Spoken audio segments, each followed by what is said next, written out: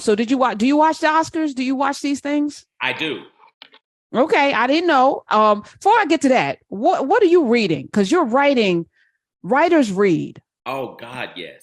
What are you reading for fun? I always read 6 or 7 books simultaneously. That's my rhythm, right? I'm reading Edwidge Danticat these days. Okay. Brilliant sister. Brilliant, who tells the history of Haiti. But she doesn't just tell the history of Haiti. She shows the African genius of the Haitian Revolution and its aftermath. She really shows that the ancestors chose Haiti as freedom land for Black people, but most Black people missed the sign, right? Most of us missed the sign. Because, and the way we're clear about this is because ultimately, in the 1790s, 1793, really, the Black folks in Haiti set up an independent Black republic. And that's why the world has been mad at Haiti ever since. But the problem is most Black folks do not understand that if we stand with Haiti, that's Wakanda. But what she's really showing us is what's going to happen to Wakanda if Black people don't get our consciousness in order. Oh my gosh. And it makes last night even more interesting for me. And the ending of Wakanda Forever coming back to Haiti with two songs. That's right. Oh my God. Okay. No, it's not because that's the thing, people don't realize that when you're in alignment, everything falls in place. Brian Coogler, he might be a genius, but I also know that he's living in alignment because that storyline is coming from the divine. Haiti, I said, there it is. There it is. There it is. And again, we can miss it because if we're not careful, Black people's ultimate desire right now is trying to figure out how we can get the exactness of America in Black form. So do you feel that way? So last night, and shout out to the Oscar So White hashtag, April Rain, who started that many, many years ago, which Jada Pinkett got on. These full circle moments. Jada Pinkett participated in that because, the Academy. Right. So I said on Friday, Dr. Black, that I was going to watch because I felt like this was the year that Angela Bassett was finally going to get her due. Because, they don't give you your due for the things that she didn't get it for. What's love got to do with it? What she deserved. She didn't get it for waiting to exhale. I mean, the car scene alone, that's Oscar worthy. I think she set the car on fire and then walked. It's still a meme. That was Oscar worthy. She's been in a lot of things that she should have won for, but this, I felt it would have been a reclamation for the Academy, because up until this point, if you were a Black woman winning an Oscar, you're an enslaved person, you're a maid, you're an angry maid, you're a bed wench, you're a single mother who probably was a maid. It's like, I'm just thinking, oh, you're a horrible mother who was traumatizing someone, Monique and Precious. Has there been an empowered woman from the first one to here? So I was like, this is their chance to give an Oscar to a queen, to an actual queen who delivered and who deserves it. And she did not win. But before we get to the did not win part, because I think there's a conversation to be had, I want to shout out, first of all, Tems. I don't know if I want to shout. I don't know who she is. I didn't know who she was until last night, but she had on a beautiful angelic dress that obscured the view of about 10 people behind her. She didn't give a F. Like, I'm saying, there's a certain level of disrespect to sit in the front with a dress that covers at least 4 seats behind you. It was beautiful, though. Like the camera pan, I was like, who is that? Yeah. So I said, Smith, pull up a song from Tems. Didn't know her till last night. She looked amazing, and she was rude at the same time. Look at that. Come on. Timilade Openiyi. That's her name. She's Nigerian. She must be Nigerian. That looks like a Nigerian, and she's Nigerian. Look, come on, Karen, knowing your people. Yes, born in Lagos. Didn't give a damn about the Oscars last night and the people behind her, but she looked amazing. All of the dresses, people look, for the first time, I saw Rock. I've been saying that Torians can't dress. Whoever dressed the Rock last night, the suit was fitted perfectly. He did not have on a camisole. He looked amazing. He wasn't wearing a little nightie. He had on a beautiful suit that fit just right. Absolutely. Angela Bassett looked amazing. Oh my God. That's why I knew I was like, she dressed to win. She ready. She ready for that victory. All right, we're gonna get to that in a second. I want to shout out because I'm a movie buff. Huy Quan, let me say it correctly. Huy Quan. I remember him from Raiders of the Lost Ark and Harrison Ford, and they had a nice embrace last night. I remember him from The Goonies, one of my top 10 favorite comedies. Booby Trap. Yes, this little boy who still sounds like that, even though he's a man in his 50s now. He won. His story, I was just telling folk about it because I watched CBS Sunday Morning, and it's been like 30 years. He went from being a child star, like being in the biggest movies of all time, to not being able to get a job. And so I just want to play his acceptance speech. He won last night for Everything Everywhere All at Once, Best Supporting Actor, Huy Quan. I actually looked up how to say his name because I didn't want to disrespect nobody today. Yes. So I wanted to start there because this whole day, y'all, because I have Dr. Daniel Black, we're going to be talking about ancestors. We're going to be talking about community. There's going to be a constant theme and a constant drumbeat throughout this show because I have him for 3 hours. He spent a year in a refugee camp in this country. Somebody played a prank on some Mexicans this weekend. And it to me is one of the cruelest things. The most cruel thing you can do is to dangle hope in front of somebody and then snatch it away.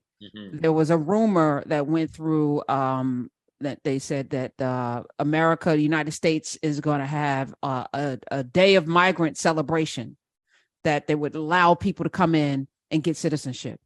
So there was a rush on the border at El Paso, Texas, and thousands of people journeyed thousands of miles to get asylum that they thought was promised to them, because there was a rumor that went, and they were met with barbed wire, barricades, and of course police. And I think about that as I think about the tourists that left, went through the Texas border, black, 4 black people.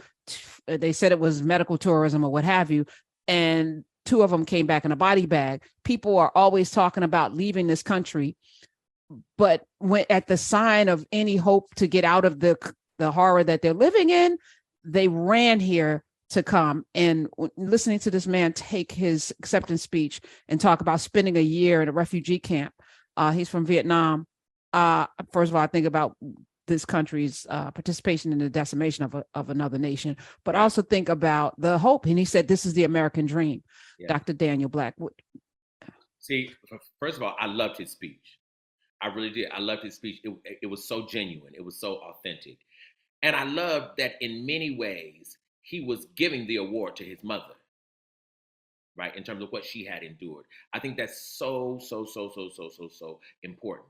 But the thing I think that where we have to be a little careful, and that's all of us who are in this country, who are seen as marginalized people, we have to be careful when we embrace and celebrate what we call the American dream, right?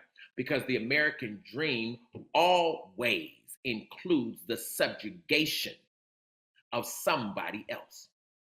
See, either you're part of the dream or you're part of the ones who others dream to step over. Mm-hmm. See, the American dream requires decimation of somebody. It requires that, which is why ultimately folks can stay in America, Black people, Latinx people, Asian Americans, it doesn't matter.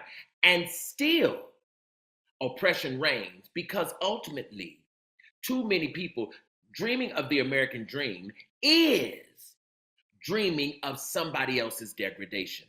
People are like, oh no, oh absolutely not. Be very careful, be very careful, be very careful. Because our dream is not a dream of success, it's a dream of excess. And excess means somebody else has to go without in order for you to have extra. So we have to be very, very careful of this thing called the American dream. The truth of the matter is, any of us who've been here long enough and who understands how life works, you don't want the American dream. The American dream is not what you want. That's not what you want. What you want is personal agency. That's what you want. Because personal agency means I don't need extra in order to feel achieved. See, most people are trying to figure out how to get the applause of everybody else. That's not success. Success is you waking up in the morning and you having the same peace the sun has. The sun does not need your attention in order to shine. It doesn't need your applause in order to rise. It doesn't need your agreement. It does that because that's what the sun do. Right? But it doesn't need any excess for it. You can't take the joy back from the rain. It's coming if you invite it. It's coming if you don't. It's coming if you love rain. It's coming if you hate it. Oh my God, rainy days depress me. No problem. Rain. You'll have to figure out what you do with it. And that's the excellence of what it means to be alive. When we get in our authenticity, Karen, and when we understand, you don't have to justify it, you don't have to explain it, and you don't have to be mad when other people don't like it. All you have to do is show up. Yes. We were talking today. We had a session in Nubia, conversations around language and Blackness with Dr. Tasha Austin. Mm-hmm. And she invited a sister from the UK. And the sister speaks 5 languages. And she talks about being in the UK and being embarrassed to admit that she spoke 5 languages because it was looked upon as less than, it was less than, these were lesser languages. She's like, I even speak, in addition to that, 3 different types of English, because she's, Somali, she's Ethiopian, she's got, and I think about the erasure of people when you come in, like that. To me, speaking 5 languages makes you brilliant. You address that in the coming, in this culture that we're in, speak American, like everything that you are before you came here, and then having to learn this language on top of that should make you more valuable, not less valuable. But we have a culture where if you don't speak perfect American, whatever the hell that is a car crash of a language, which is why I butcher it as frequently as I can. It's wild to me that we've done it, and I've done it. If somebody has an accent, I don't even consider that this is maybe their 3rd language that they're working through in their head. I don't consider that. They're, as a young person, as an unevolved person, I'm like, you're not smart. How come why don't you know subject verb agreement? It's wild how we've been conditioned. We have absolutely been conditioned. And Karen, what most people mean when they're talking about languages, most people's question really is, do you speak any European languages? That's what most people's question really is. Even if they don't say it, that's what most people, why? Because what most people want to know is, can you address the king? That's what they're asking you. So if you speak Swahili, irrelevant. You can speak 17 of those languages and it does not register as brilliant. Why? Because ultimately you have no audience with the king. That's why people ask, oh, do you speak the king's English? In other words, do you share a tongue with those whose vibration rules the world? If you don't, your language acquisition is meaningless. See, this is what messed up people too. Karen Hunter, please let me just, this is what messed up people on the Middle Passage, because we got all of these Africans together. What people didn't know, Karen Hunter, and those of you out there in Sirius XM world, what people didn't know is most of these people on the boat could talk to each other, although most Europeans found it impossible. See, the history book says all these Africans spoke different languages and thus could not speak to each other. That's not true. They spoke different languages and could speak to each other. That's how you get these uprisings on this slave ship, because they got downstairs and somebody starts speaking Ewe, and they ask, who in here speaks Ga? Who in here speaks Yoruba? Where are one person asked all of that, screamed it all in the bottom of those ships.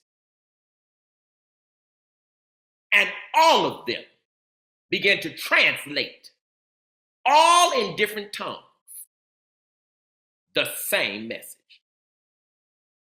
And this is how the salvation of Black people occurred.